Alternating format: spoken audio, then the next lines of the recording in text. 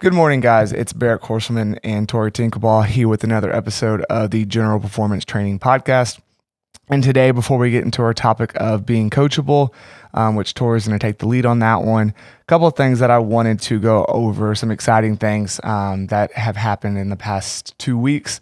2 weeks ago, when I was on the podcast, we talked about Tori going into the qualifiers for the Fittest Experience.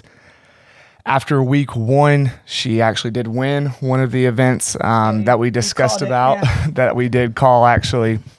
So which is really, really cool. The event that she won was 23.1.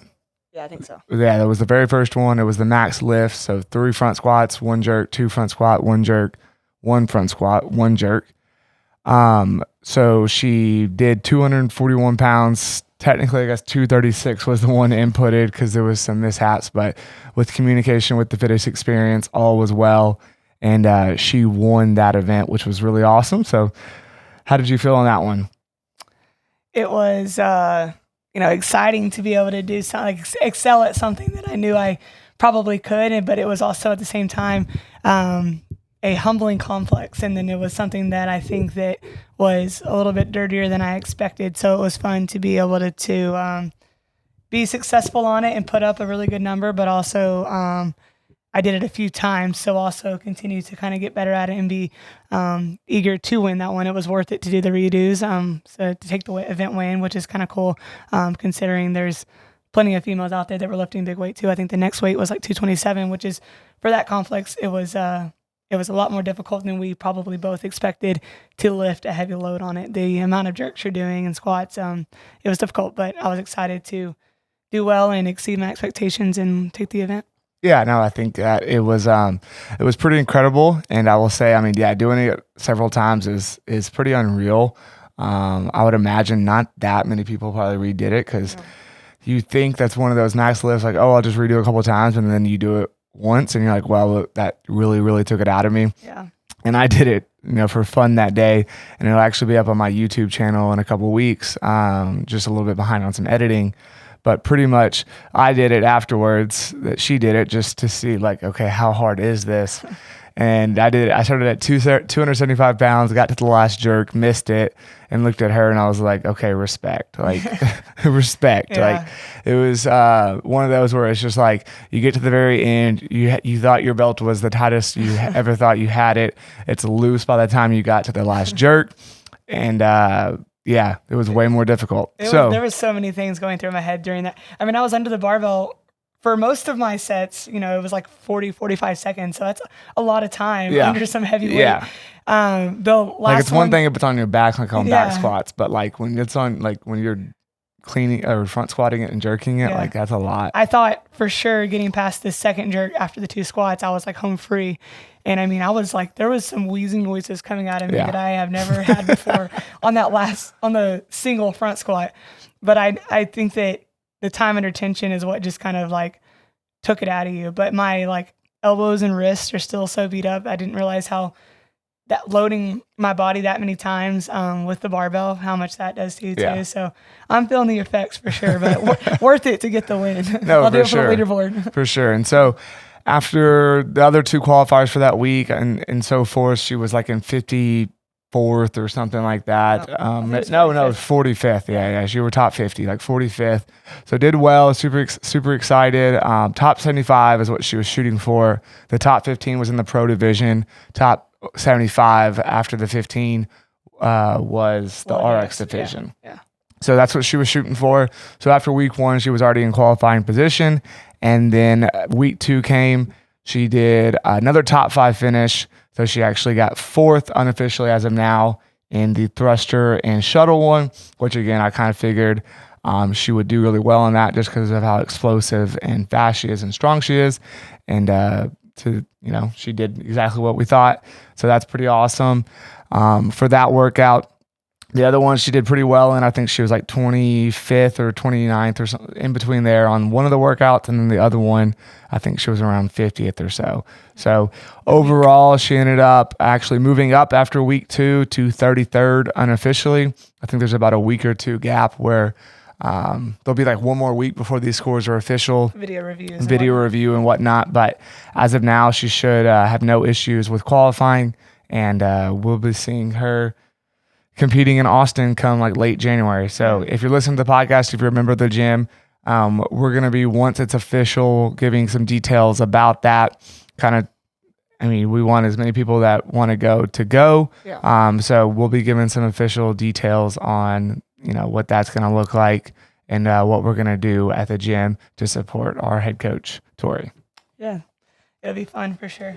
Other than that, I think the rest of the podcast is going to be about the topic. I know last weekend on Saturday, y'all had the community event, so you can go over, I think, that for the viewers on the podcast and on the YouTube channel, and then also go in directly into your topic. Again, the podcast is really designed for Tori as the head coach to give out her topics of the week, and then, me being here to just kind of compound that, give my point of views. Yeah. But Tori's going to take it away with the, topic today of being coachable.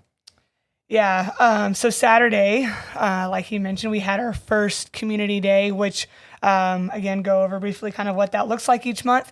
It'll be once a month on a Saturday. Those dates will get lined out kind of ahead of time as we continue to grow and build those a little bit more. But we started with a partner workout, which was about a 40-ish minute clock or something like that, which was a lot of fun, the effort. And I think the workout was perfect for that day. It really allowed, in not the most cliche way, but teamwork to kind of be involved because of the shorter round where it was a you go, I go scenario. And then also it was running, also pretty short runs, a 200-meter run, you go, I go style. So it really allowed the team aspect and the sharing of the workload that day, which I kind of thought set the tone of building community for our first day pretty well. So then following the workout, we had some breakfast catered by Farmhouse Cafe and my dad. So shout out to him. He made some good chicken biscuits. They were like identical, but don't yell at me. Probably better than Chick-fil-A if I'm going to be honest. Oh, darn. I was trying to do the clapping. Wrong button. Keep going. Anyways, so Dad's going to think you're making fun of him. The biscuits were better than Chick-fil-A. So anyways, then we, there we go. So then we went outside and had breakfast outside. It was a really pretty day and got to enjoy that, which was just also kind of cool. It just adds another layer to kind of the feel good aspect of a day like that. And then we had our Bible study led by Ariana and Jacob, both members here of the General, as well as leaders of the BSM on campus at Sam Houston. And they did, just such a great job. And I thought that their topic was just so applicable to kind of one of the ways that I function as far as kind of like learning to be, whether it's fitter or better in life or better at softball, whatever it is.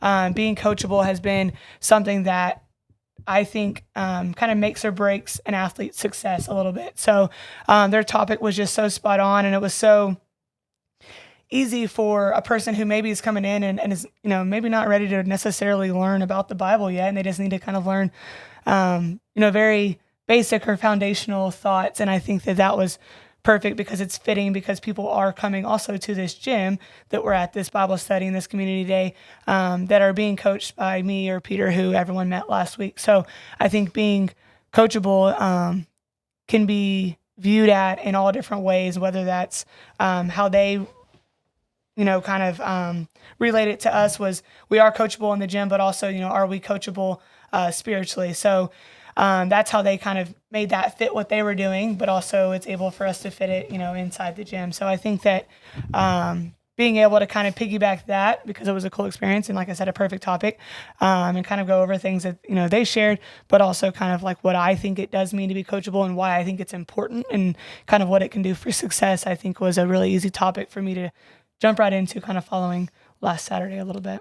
No, yeah, that sounds great. Unfortunately, I couldn't be there, so I don't have as much, to say on this topic just because I wasn't there.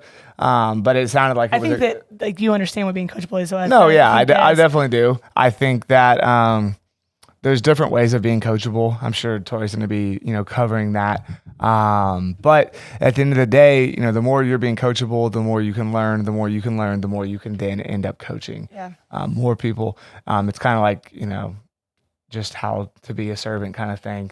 So it's like you can start helping coach people. Because I mean, at the same time, when we first started CrossFit, if you're thinking of it in this manner, is that you were coached and that's how you learned. And then now look what you've gone. Right. And now, look how many athletes you've coached.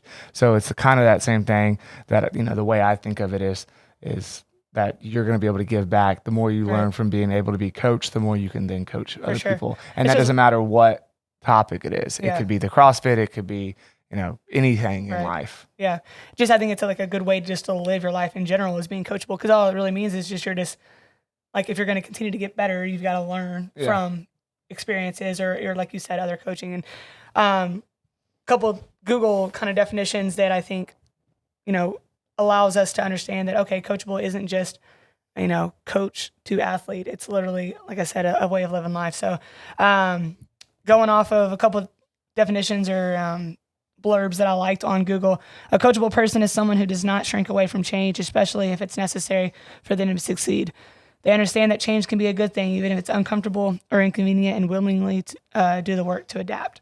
Being coachable means being open to asking for and receiving feedback, looking inward at how you can move forward, and being interested in growth. You don't take things personally or as criticism. Instead, you see it as an opportunity. So I actually found these. It's interesting. I found these.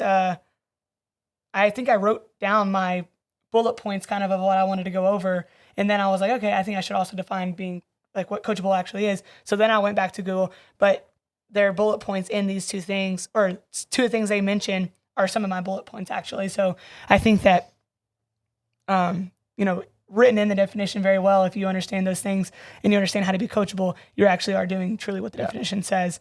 Now that I kind of look at that, self-evaluation or self-reflecting is important when being coachable. Someone can tell you you're doing this wrong or incorrect because, that's okay as coaching. The thing to say is this is wrong. This is how to do it right or do it better. And with that, you can hear that, but to actually apply it to yourself. So now being willing to adapt, you've got to also self-evaluate or reflect and realize, yes, I am doing this wrong. And he or she as my coach or whatever it is who's trying to help me is more correct, and I need to listen to them. And now you're going to, actually apply or do the change itself there in that point. So I think that literally written in those definitions is how to be coachable. And again, that can be in life, in this gym, as an athlete, as a softball player, whatever you're doing, understanding that you're not doing something as good as it can be.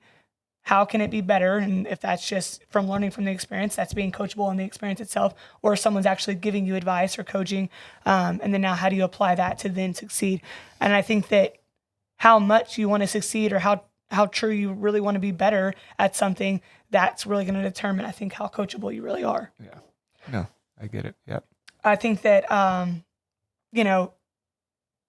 I've obviously played softball, and I think that that's probably where I have more experience of actually having a true human being my coach. I think that in my CrossFit experience, I first started doing CrossFit classes. So obviously I had coaches leading the classes. I then had, I've had many online coaching programs that I followed. So obviously I have coached there, and I have a person who I can always reach out to, through social media. But as far as a person in person with me, I think softball is my experience of having someone there the most often throughout my life. So I think that I learned very quickly what coaching can do for me. And I understood that that person is only there doing that job because they're literally trying to help you. So why not take advantage of that person and use them? And then, worst case too, I had plenty of coaches who I would try something and I'm like, that didn't really work for me. I'm going to be respectful, obviously, and I'm going to continue to try it. But that doesn't necessarily mean it's the right thing for you to do. But what's the worst that can happen by trying something out that potentially is trying to help you be better at something?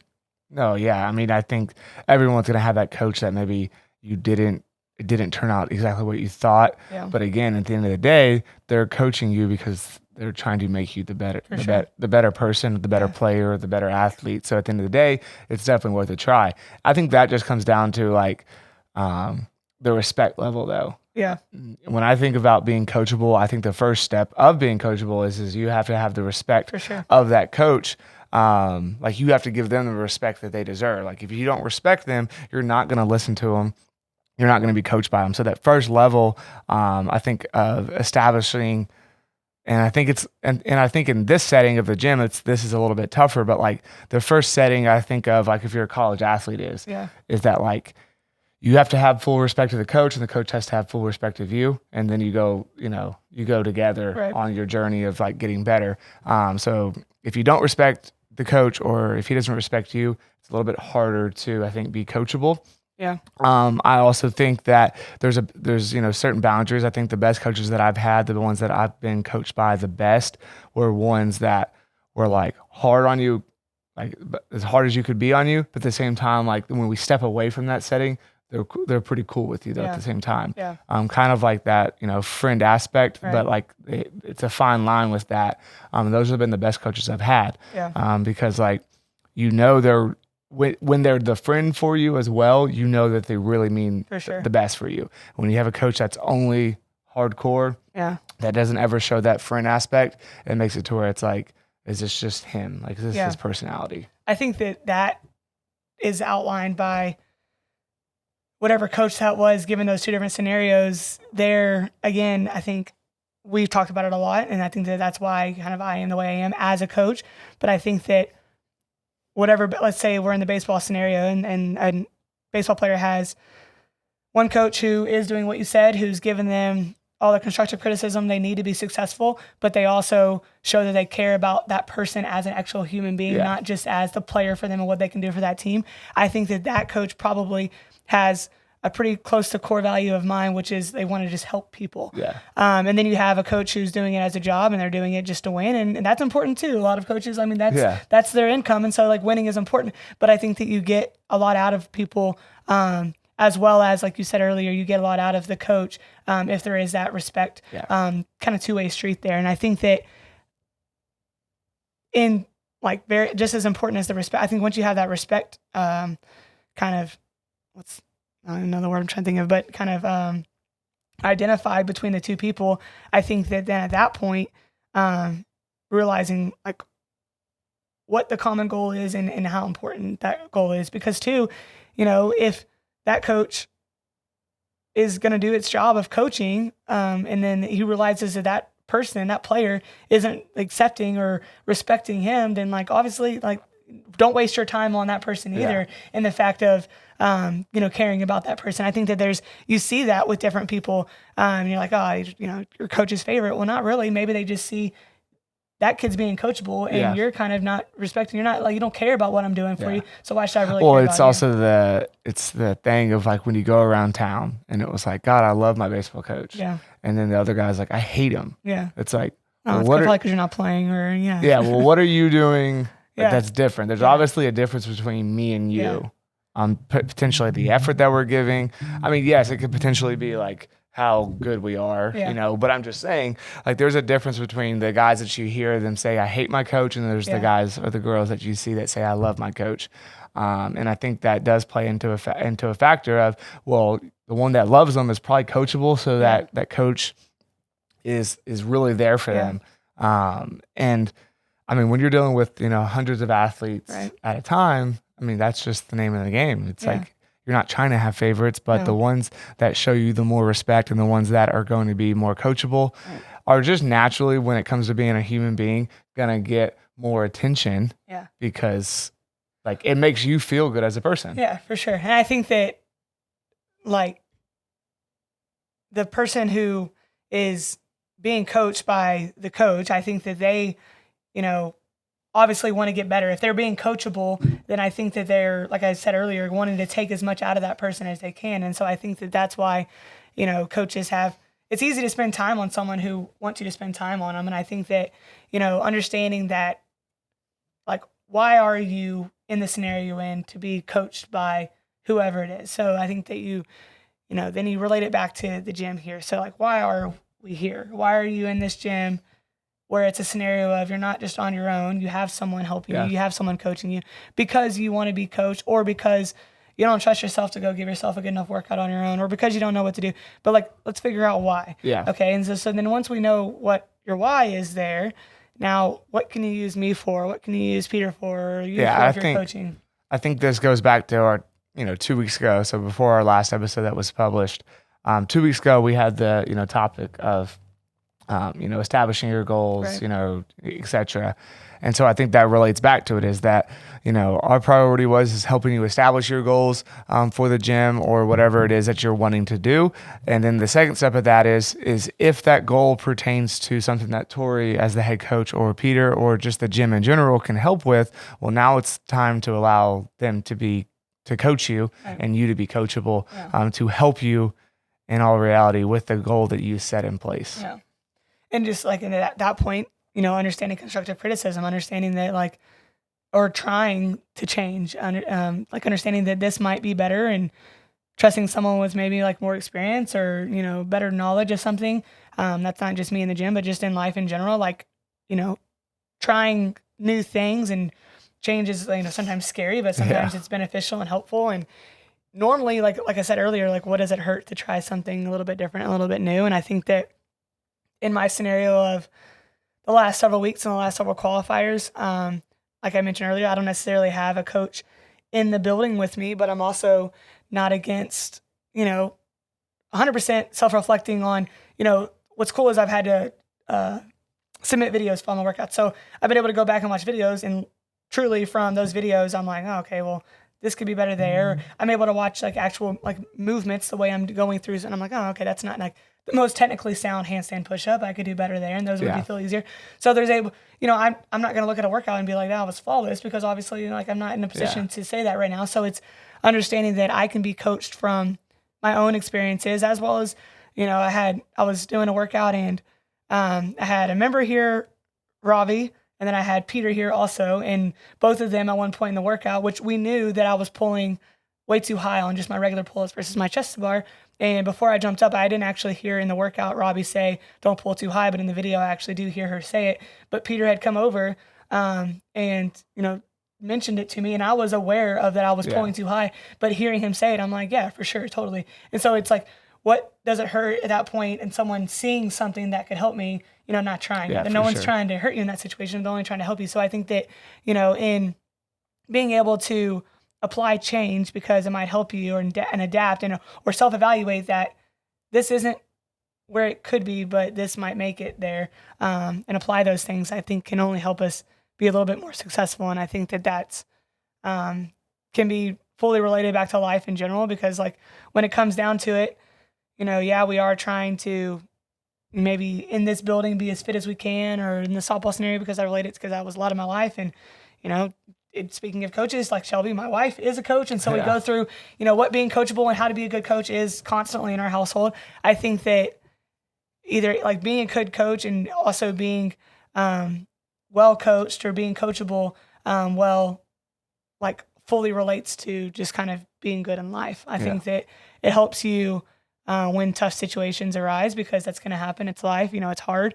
I think that understanding, how to, okay, this was this experience. How can this get better? How can I get better from this experience? Those things, just kind of looking at situations as an opportunity to get better more than, why is this so hard? Why is this happening to me? Blah, blah, blah. Just, and not that it's always easy. And I know it's, easy to say, well, look at it as an opportunity to get better. Like, obviously, like sometimes you're just like, well, shut up. Like, this is hard. Like right now, like I'm out of breath and my arms are tired if I'm in a workout, or, I'm like sad and this hurts and this sucks right now. Like, I understand it's hard to look at things as an opportunity, but I think that being coachable is fully relatable to all sorts of life. So they went into kind of a lot of stuff on Saturday with that, and they obviously related it more to a spiritual aspect because it is the Bible study, and that's kind of what they're doing. But they, they brought up, we're not here to offend anyone, and we're, but we are going to be a little bit like, hey, this is what's real, and here's the facts, and, take it or leave it kind of scenario. And I think that that's what a good coach can do too. Like, they're not there to necessarily sugarcoat things, but they're also not there to make you quit. They're there to show you support and show you that they're there for you to help you get better. But it's not an easy route. And I think that that's with anything, with CrossFit, with playing baseball or softball, or with, finding your way to Jesus a little bit. I think it can be a very difficult road to navigate as a coach and as the coachee. So where am I going with that? They went over. See where I was going with my next thing. Just like the Bible is kind of cool, just kind of how we're wired, for a reason. But they talked about how like we're prideful, we think we know it all, but we don't know everything. Obviously, there was something that I really liked that they said. Well, regardless, so there's not an awkward pause. Just that though, understanding that you don't always know everything, and I think that as a coach, you can see that almost immediately when you're coaching a person. We coached a team last summer together, and there was, I don't know, I think we had 10 or 11 girls we played with, which was crazy.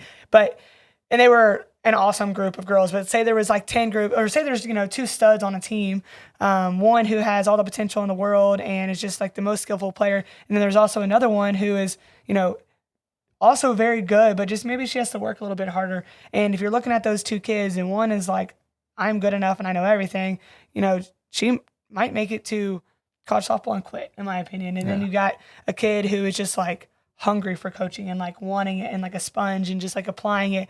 Well, number one, you can just like, they're just a joy to be around, and you just like, and you want to keep helping them, and you have no concerns that they're going to go and be successful. And I think that kind of relates to them in life as well a little bit. You can tell that whenever they're handed hard situations, that who's going to handle it well and who's not, just by the way they handle themselves on a field, or they handle coaching on a field, or the same thing here. And I think that I believe that I was a very coachable person. I think I still am today.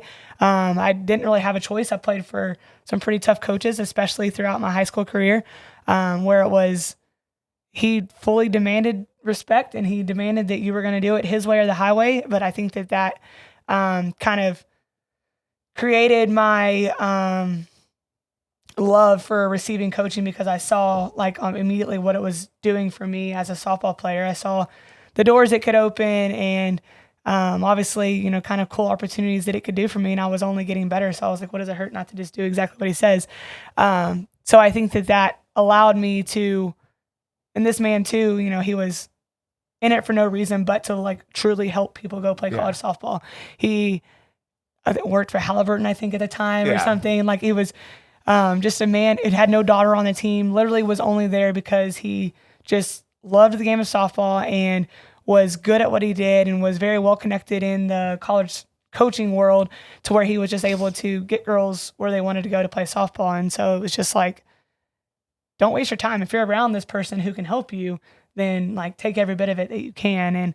And it worked out well for me. He, at the time, got me a scholarship to LSU. And I think that it was, because of my skills in softball and my work ethic, obviously, but also, playing for a coach and being coached by that coach and accepting what he did allowed for lots of really cool opportunities. So I think that you're always in a situation when you're being coached that like, you never know what it might could do for you. You never know how much it really could help you. So just in those moments when you're being coached, I just advise you to like, sit there and let it, like understand it, really listen to those words and apply it and continue to apply it. Don't forget about it. And sometimes it's cues and that might help, but like spend time with a coach actually trying to learn from somebody. I think the last thing I would say on being coachable is that doesn't mean, I think that like, it doesn't mean that you just do everything the coach says. For sure. I think it means that you're an open ear, but at the same time, you will challenge the coach in a respectful manner of asking questions if you don't understand it, getting more information if you need it, that type of thing. That way, when it is being coached, like after the fact, you actually were coached and you remember it. I think that's the one thing that I would just throw in there, is that like, that doesn't mean that you can't ask questions or you can't get help. And, by asking more questions to, better understand it. Yeah. I think that they actually, or maybe I saw something actually, what you said about, what word did you just say? I don't know. It's early. What did you just say? You said something,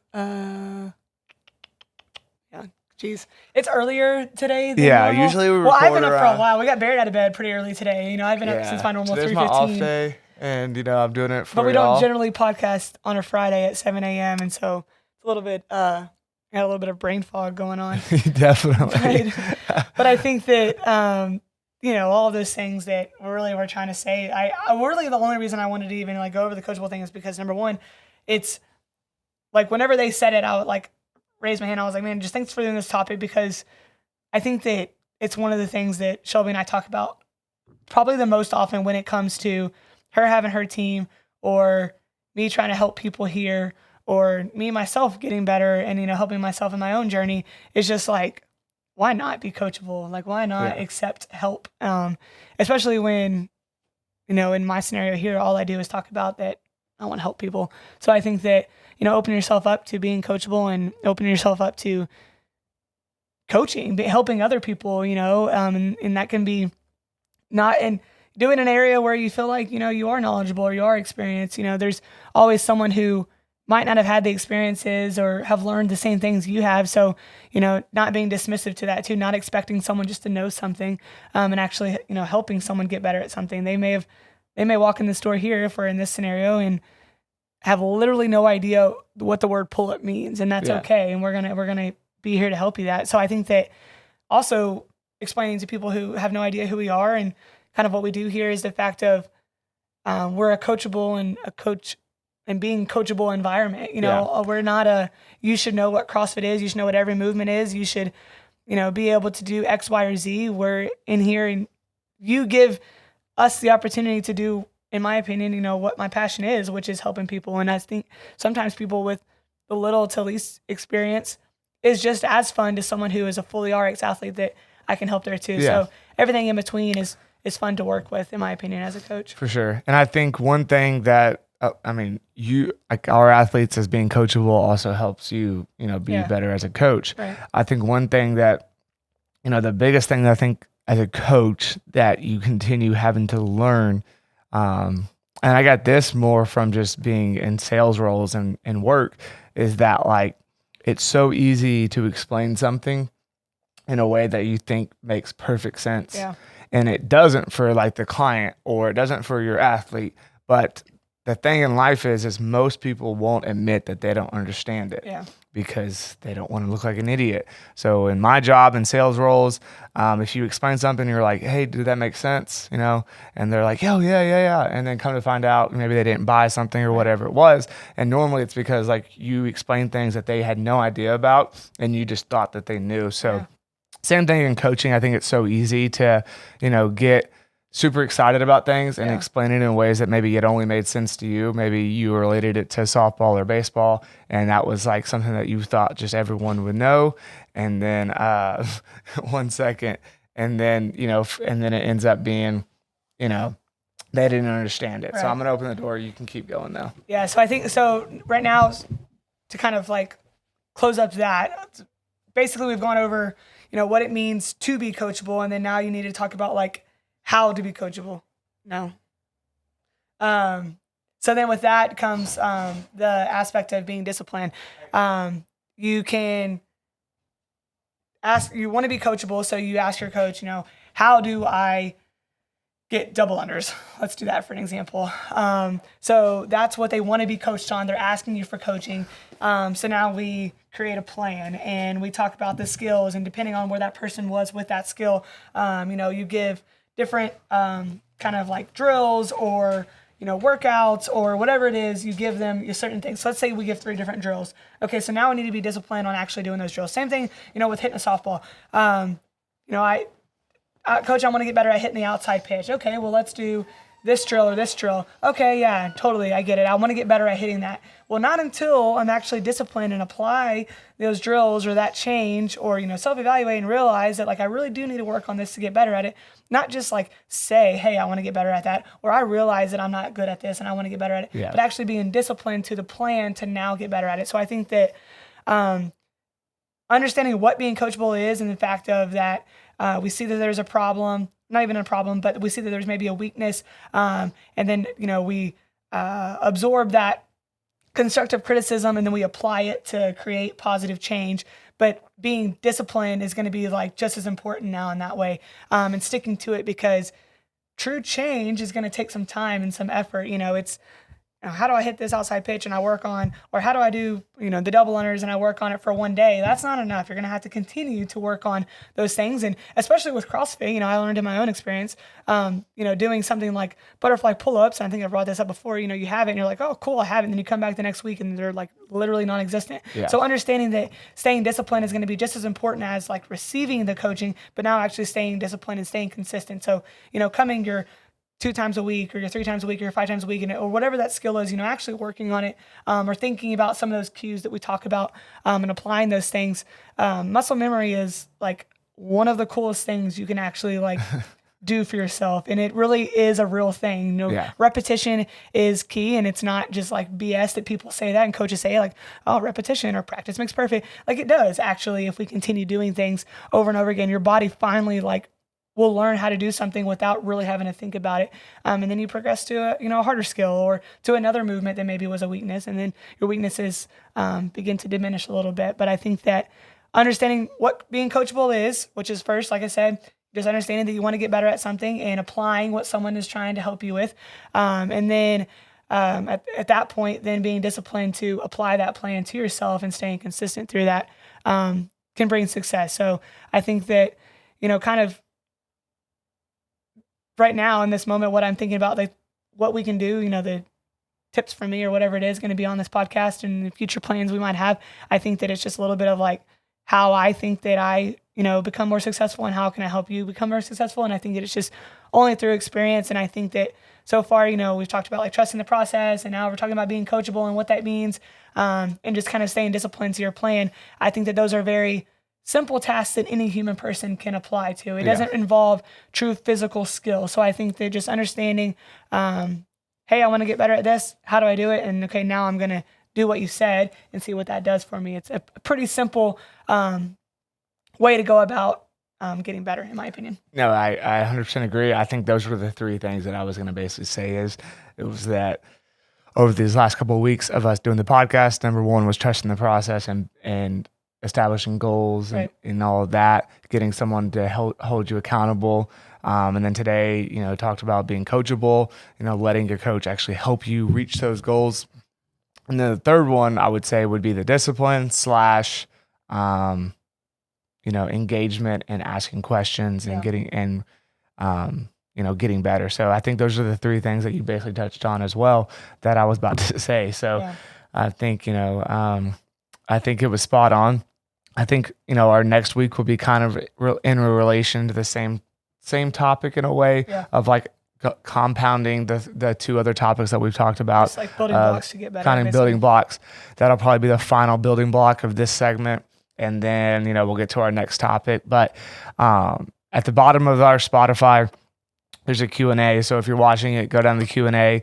The question is going to say, what should our next topic be? I might even say, who should our next guest be? So feel free to, jot some notes down on, what you would like to hear from us. But, it's an early morning. You'll hear this, coming on, is it to be the first Thursday of November? I guess so. Next week. So first Thursday of November, you'll be hearing this episode. We're thrilled to continue, to keep doing this. Yeah. I think this is our 5th episode now. Yeah. So pretty crazy that it's already been 5 weeks of doing podcasts. And I think only getting better. And, just trying to continuously, give topics that are going to be interesting to you. This one's actually, a little bit longer than expected, but trying to usually be around 30 minutes. So then that way, on the way to work, you can, knock this podcast out. But, if, nothing else to be said. Is there anything else you'd like to say? We're going to Rogue this weekend, Rogue Invitational, a group of us. So we'll kind of talk about that next week. It'll be a cool experience. Meet lots of different people in the fitness world and the CrossFit world, which is interesting to me in this gym, obviously. Yeah. Kind of learn some new things, hopefully, and learn, maybe some other people who also, podcast and do all this good stuff to kind of give us, again, being in a coachable situation, kind of learn some things to be able to apply to then help y'all out a little bit more. We decided on our Halloween day. That'll be Monday. That's already been announced to our members. So we'll do that on Monday. We'll have kind of a Halloween workout that afternoon with costumes and whatnot. Would be fun. Best costume is going to win the November shirt. This was, I think, September shirt or something. We did a Halloween one as well. So the November shirt is going to go out free to somebody who comes in with the best costume. We'll do some pumpkin carving and have some fun together. That'll be Monday for Halloween. So we'll talk about that the next week and announce our winner as well. Yeah, well, that wraps it up, guys. Hopefully the camera's still on us. We got an 8 a.m. class coming up. We're going to jump in with them. Yeah, and Jay decided to hit the camera. So coach hopefully this class together as well as join the members and get a little bit of fitness in before we head out to Rogue. Yeah, so again, guys, if you're liking what you're seeing, make sure you hit the like button, hit the subscribe button. You can watch us on Apple or YouTube. She's going to destroy the video. But again, hit the like button, hit the subscribe button. Thanks for tuning in and listening. Until next time, guys, peace out. See ya.